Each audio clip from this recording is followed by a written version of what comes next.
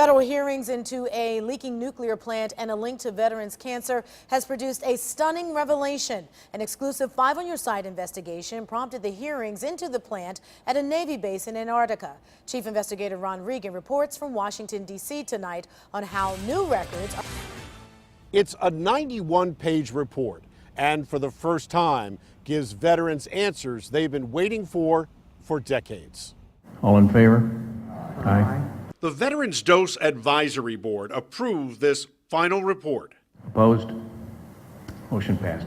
It confirms that this nuclear reactor operating at McMurdo Navy Base in Antarctica exposed veterans to radiation for years in the 1960s and 70s.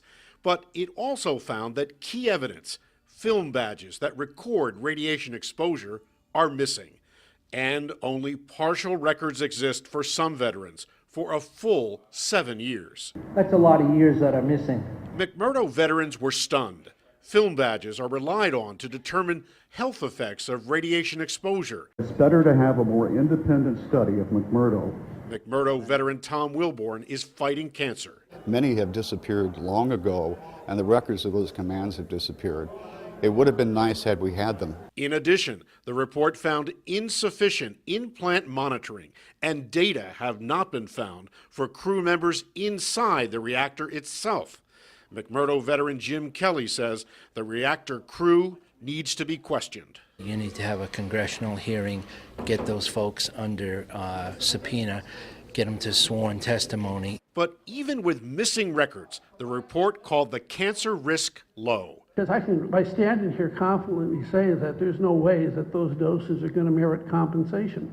They're just too low. Jim Landy served at McMurdo. He died of cancer last November. The study was not conducted in an unbiased manner. Landy's wife also questions the findings. I think there should have been an independent study. To me, it's wrong that the government investigated themselves on this. Senator Sherrod Brown was instrumental in focusing attention on our report.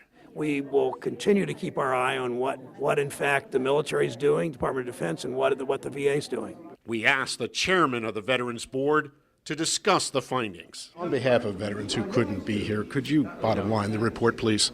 Ron, you and I have talked, and I don't appreciate it. You and I already talked. On behalf of veterans who couldn't be here, nothing to say? In the end, it's a report that may have raised as many questions as it answered. In Washington, I'm Chief Investigator Ron Regan. And Ron says the final report did not rule out the possibility of cancer, so a new exploited claim process was unveiled to help veterans seeking compensation.